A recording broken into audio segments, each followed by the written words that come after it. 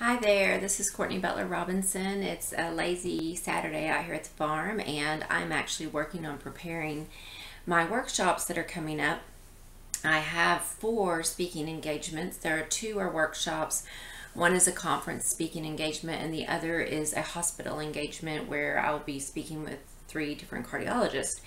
So they'll each have a different form, but I'm just kind of giving a little practice here, and if it's something that you're interested in, you can visit balanceyogaandwellness.com where my contact information is, as well as click on workshops.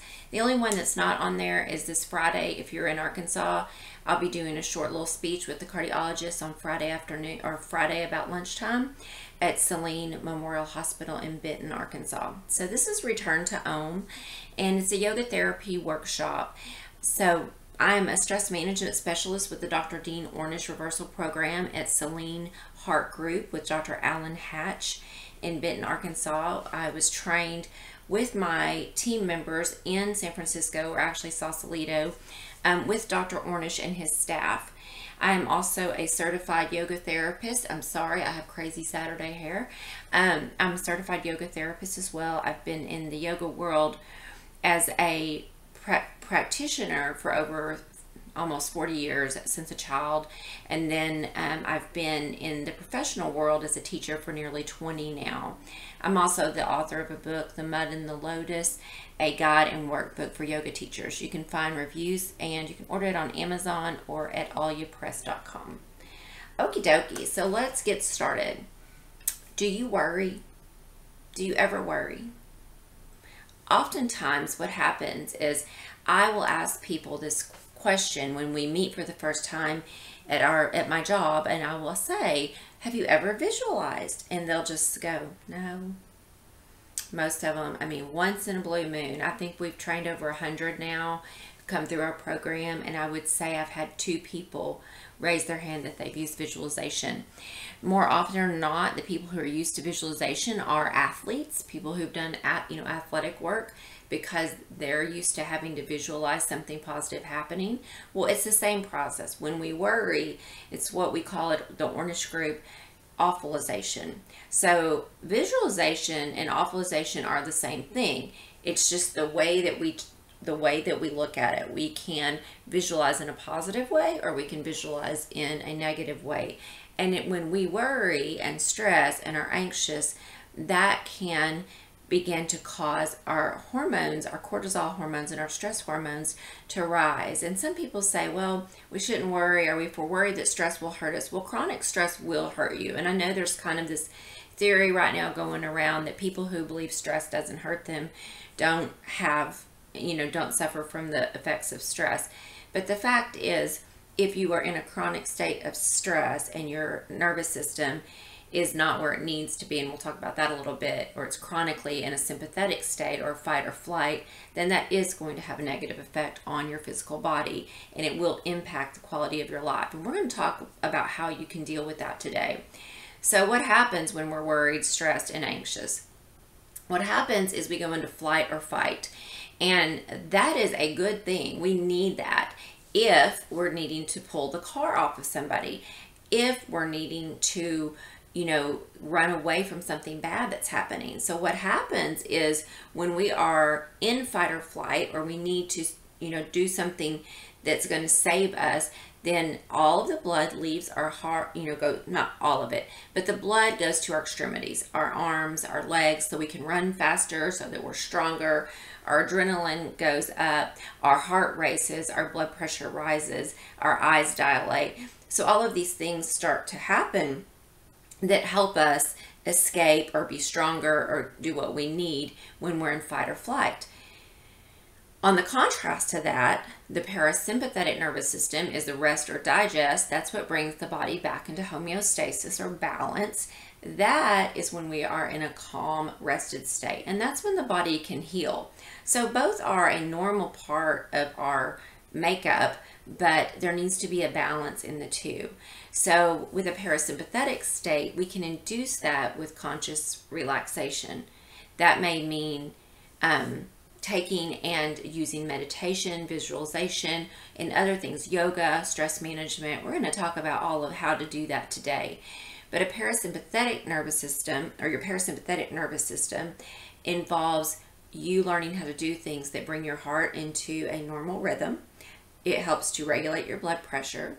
It regulates your breathing. It helps your stress hormones regulate as well. And that can cause healing and health. The really awesome thing about this is it doesn't matter if you see us for heart disease or for something else. I mean, we can only take insurance for heart disease right now, but these techniques work for anybody. Whether you have heart disease, diabetes, chronic stress and anxiety, or obsessive compulsive, these techniques work across the board. So it's not like it's one practice for one illness. It's the same practice for many, many different types of things that can happen to our body. Illnesses, stress, anxiety. So research shows that stress is one of the leading causes of illness, from cirrhosis of the liver to diabetes. We know obesity is a huge cause of illness in our society. Heart disease, my goodness, it goes on and on and on, the chronic illnesses that are there. Even cancer can be somewhat impacted by stress, as we know now. And of course, stress, diet, lack of inactivity, lack of exercise and movement, and then environmental factors and a lack of love and support. Alrighty, so at this point, I generally would show a video on how stress management affects our body, and what I'd like to say about that, since this is just a little preempt to what we do, is we have found that with our research, when we do a stress management practice, what happens is the body is then brought back into a healing state. And so with all that we do, there is health that is restored. And I'm going to talk about that in depth when I go over what we do. The research shows that people with a stress management practice respond better to the same stresses as someone who doesn't have a practice.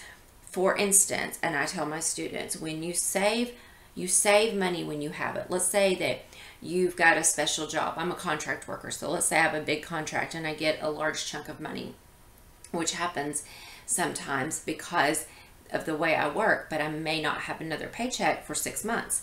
So oftentimes I will get one large chunk of money. Well, I have to save that and take it out over the course of the time that I'm working before I get another check.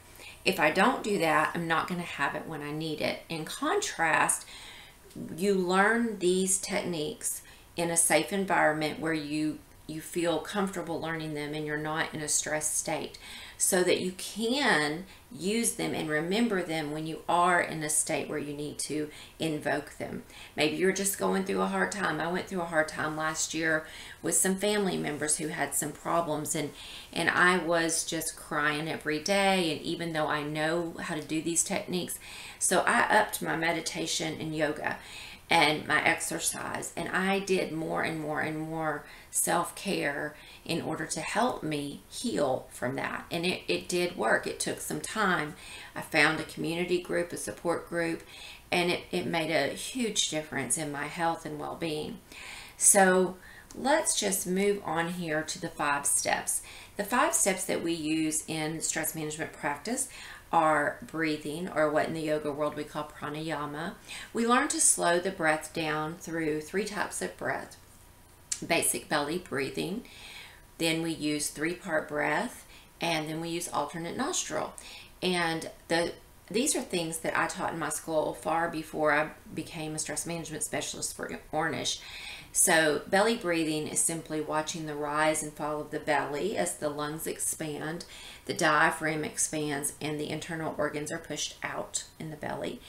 As the lungs expel carbon dioxide, the diaphragm goes up and the organs go back. Okay, so that's 2-part breath.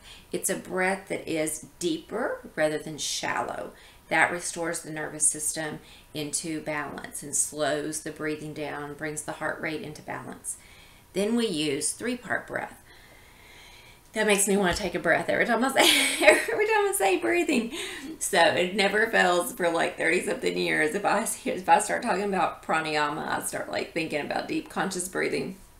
3-part breath is learning to focus on breathing in the lower extremity of the pelvic area, or low belly, navel down, then the rib cage, navel to underneath the breast, if you will, and then the chest and the back. So it's front and back. So you breathe in from the bottom, the middle, and then the top. You exhale from the top, the middle, and the bottom.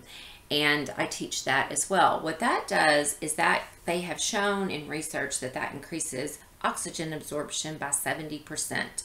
When we exhale, we are actually, the oxygen is pushed through the pulmonary wall and into the bloodstream. So oxygen is key for healing our organs. And if we're not getting enough oxygen, because we become shallow breathers as we age, and as we're stressed, we're breathing more shallow as well. And so we can learn to control our breath.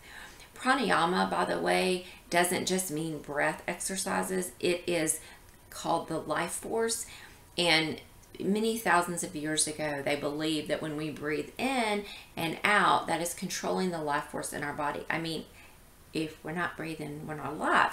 But when we're born, that which comes into our body is the life force. And that sounds, I know, very Star Wars, but it's just life. It comes into us. This is the vehicle. My physical body is the vehicle. There's life inside of me, right? My physical body will still be here when life leaves me. Through the breath, we control the processes of the life that's happening in us. I hope that makes sense. And then the 3rd type we teach is alternate nostril breathing. And so I'll be teaching that in my workshops, but it's learning to breathe in and out. You breathe in through one side of the nose, out through the other, then in through that side and out through the other, and the process just repeats.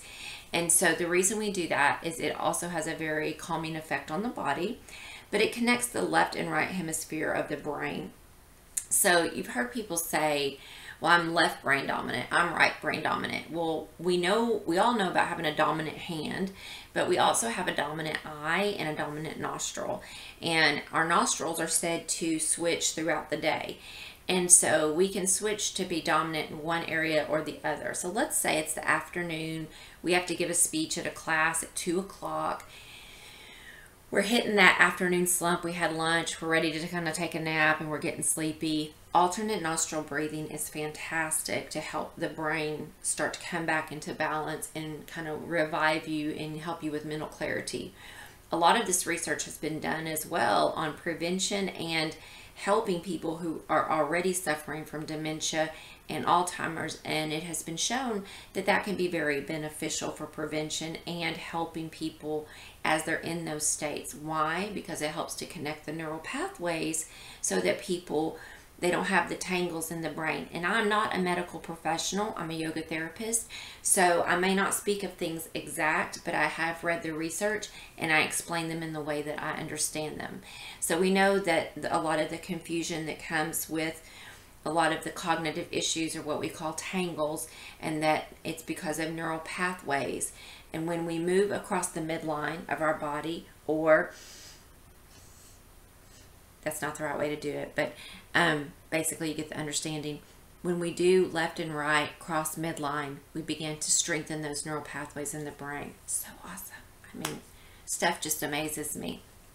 I think I really must be geeking out, and I have to find my people who get it, because sometimes my students look at me like, what? So progressive relaxation. Oh, it's so much fun. So progressive relaxation, in Ornish, we do it very differently than I was taught. And in school, for many years, I taught it from the head up to the feet, or the feet up to the head. So it's just as simple. Take a big breath in. Exhale, relax the muscles in your face. Inhale. Exhale, relax the skin of your scalp. It's not the best face, it's your resting face. Not the most beautiful face, your resting face. But we do it from peripheral nerves up the neurological tree to the brain. So you may be saying, what are you talking about, lady?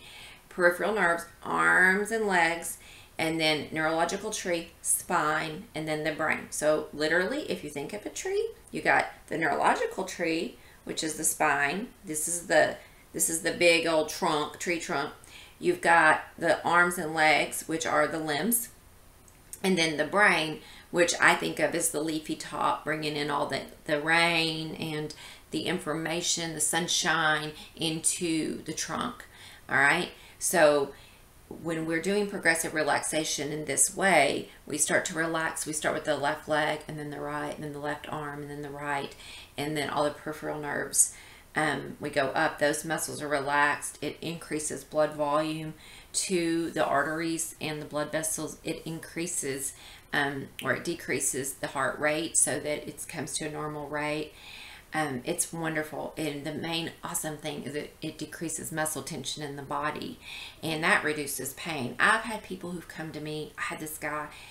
I just love these stories. This is what keeps me coming back, because not every day is a good day. But these stories keep me coming back and doing what I do. And he said, I have had neck pain for 40 years. I played I think he said I don't know if it was a tuba or a trombone. He said, for many, many years professionally, and my neck has just been hurting me for years, since I was in my 20s. And he also had shingles recently. And he said through this practice was the first time in decades that he had no pain. So that's amazing. Meditation, we teach 4 different types, and then I add on a little bit of information about that as we go. But we teach gazing, which is the staring at something like a candle flame. And I'm not going to go into detail about that. If you want to come to my workshop, I will. We teach focusing on your breath, in and out, focusing on mantra or word or phrase, and then lastly, focusing on a place, or going to a place where you feel peaceful. And then I incorporate the 5 senses, which some of you will know as the practice of pratyahara or sense withdrawal. You have to kind of notice them to withdraw from them. And then I also teach just if you can go ahead and go into basic thoughtlessness, which many people can't. That's just kind of relaxing your brain. It's very challenging. Most of the time when I ask them, they're like, what? No, can't do that. So you have to learn. That's usually a practice for most people, to go into thoughtlessness without falling asleep. There's no goal. The object of meditation is to simply notice the mind, to notice what the mind is doing, to teach your body to focus. There's so many different types. I thought of it all as meditation before I came to work for Ornish. And so there's just a lot of different types. But meditation is simply focusing the mind. And there's not a right or a wrong way to do it. Some days it's easy, and some days your brain is in the squirrel cage. So we teach meditation every time. Then we go into gentle stretching or what we think of as asana. And much of what I do now, what I teach and what I've learned from Ornish is a little bit more basic in my understanding, because I was a yoga therapist beforehand and had a lot of medical training before that from doctors and such. And a lot of what we do is like to help bring flexibility into the arteries. Sometimes, in some cases, I've had participants come through the program that they would have bypass surgery. Their bypasses would clog again very quickly. So sad when that happens. And they would need a stent. Would not be able to get a stent because their arteries were so hard. So they come through the program. They have all the different elements, not just stress management, but that's one. The postures help to keep your arteries more flexible. Isn't that cool? So when the arteries are more flexible, guess what? If you need a stent, you can get it and it will save your life. So this man really literally thought he might only have a few years to live, and that stent saved his life. So when we can get more blood flow to the body through artery flexibility, that's awesome. Not to mention that we are squeezing the organs so that the stale blood can kind of go out and fresh blood can flow in. It just brings oxygen into the organs. We are stretching different muscles that relieve pain, especially back pain. When there's less stress, the hormones are better in control and balance. We are flushing the lymphatic system. That's the best way I know how to say it. We want to avoid lymphatic congestion, and your lymph system is part of your cardiovascular system, and it cannot be flushed without movement. So all of these things that asana, we think of it doing, if you're a yoga teacher and you're really into that, you may know that, be thinking of energetic anatomy and, oh, I do this so I can feel happier or, more relaxed. But there's also a lot going on inside with the postures. And, we work on the ascending and descending colon because, cholesterol is stored in the colon. And with that movement, we can help, rid the body of cholesterol. So fascinating. And then visualization. I love to teach visualization. I teach all kinds of visualizations. But when you think about something, whether it's going to the beach versus being in a stressful situation, that brings about a calming response to the body. When you think about the body being cleared of something that it no longer needs, so I'll give you an example that doesn't have to do with stress management. Sometimes we do think about the arteries being cleared and blood flowing with fresh oxygen from the heart to the brain, and I do use that some. But my pastor from years ago, his wife, they've long since moved, and so have I, but that she had breast cancer. And I would go and I would pick blueberries on my dad's farm, and then I would go take them to her and we would meditate together. I wasn't teaching it, I just meditated with her. And we would do guided visualizations. And a lot of these visualizations had to do with healing. One particular one was like Pac-Man eating the cancer and in the body. So we can think of things like that, like little men scrubbing out the arteries, or maybe you just visualize your arteries being clean. So visualization can take different forms. Visualization can take you to a place. Visualization can take you inside, but it's all helpful. And also I use visualization techniques to help people reach their goals. And if they come into the program, by mid-program, they may have forgotten their why. Like, why am I here? Why did I do this? And maybe it's because my doctor told me to do it. Or maybe if I don't do this, then they're going to have to go in and roto-rooter me out, and there's a chance I could, something bad could happen. So it doesn't usually, but, these are the choices. I can change my diet, exercise, do stress management, talk to people about my problems, learn to communicate, and I can heal myself most of the time. I've rarely seen it. I don't think I've ever seen it not work if somebody does it. Actually, never. Or I can go in, I can take pills the rest of my life, I can continue to live like I'm living and probably get sicker because a pill can just be a band-aid. It can help, it can save your life, but you have to be proactive. So anyway, I'm rambling at this point. I'm going to give you a couple of different resources, and if you come to my workshop, I have a talk like this and a presentation with a couple of videos, and then I do an experiential. I do a stress management class, which is very gentle. And if you see me, I'm in sweats, and this is pretty much how I practice. I always joke because I'm 47, and back in the day when you go to the gym, you look like Rocky Balboa in sweats, and your, like now would be your paint t-shirt or your cleaning house t-shirt. And so I'm still from that mindset. So when I go to the gym, it's sweats. So when you come to my class, you don't have to wear fancy yoga clothes. Just wear comfortable clothes you can move in. But with those resources, Ornish.com, it's who I work for. Been a follower before I got the job there. Dream job for me. Thank you so much, Dr. Hatch, for hiring me. Insight Timer is a great app on your phone. It's free. You can find me on there. I have 2 meditations on there. I'm not the best, but I just uploaded some stuff to kind of see how it worked. And but there's a bunch of great stuff on there. Classes in your area. If you're going to find a class if you need it for stress, which who doesn't, right? Find a class that with the focus on breathing, gentle postures, and meditation, and ideally a teacher with some experience, because if you go to a class that's all janky and they don't know how to move the body in all the right directions and balance everything, you can actually leave a little bit more stressed than you came in. So find a good teacher. I love this resource.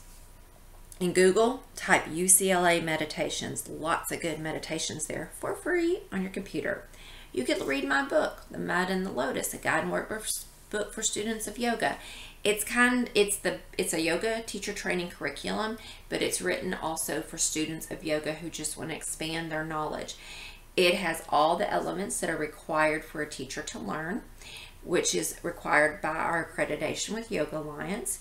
And it has modifications all about understanding how the body works on yoga, like the stuff I've been talking to you about.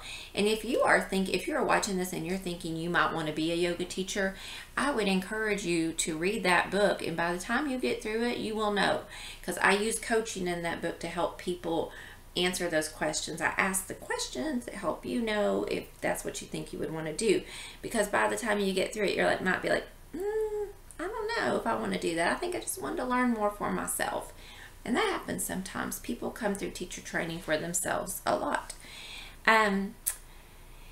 If you are just getting started, and I know the names of these can sound like, what? Why would you recommend those? But I've been teaching a long time, and my ego is over worrying about saying this. Yoga for Dummies, written by some wonderful men, but one of them is my teacher, Dr. Larry Payne, one of my teachers. And he's great. He founded the International Association of Yoga Therapists. And that is a great book for having an understanding of the body. Also, Larry teaches in a way that makes yoga accessible if you don't have props. He calls it forgiving limbs, but learning how to bend your elbows and knees if you don't have props. Genius, genius. And Yoga for Idiots, the first volume, if you can find them, like I saw them for like $1.50 on Amazon. Yoga for Idiots, the first one is great. Tons of great information, and it's kind of written, a few of the pages are like my book. It's got a little bit of coaching stuff in there for you to answer questions and have that little bit of self-discovery. So yeah, thank you so much. This is Courtney Butler Robinson. If you put my name with the word yoga in your Google search bar, tons and tons of resources will come up, from my YouTube channel to my blogs to my website. I have all kinds of information that can help you. So I'm going to be in 3 states in 3 months. I'm in Arkansas this week, presenting twice. I am in Tennessee in March, and I am in Texas in April at the Houston Yoga Conference on Health with MD Anderson and the International Association of Yoga Therapists. And I'm so honored and excited. And I thank you so much for being with me today and listening to this for 26 minutes. Bye-bye.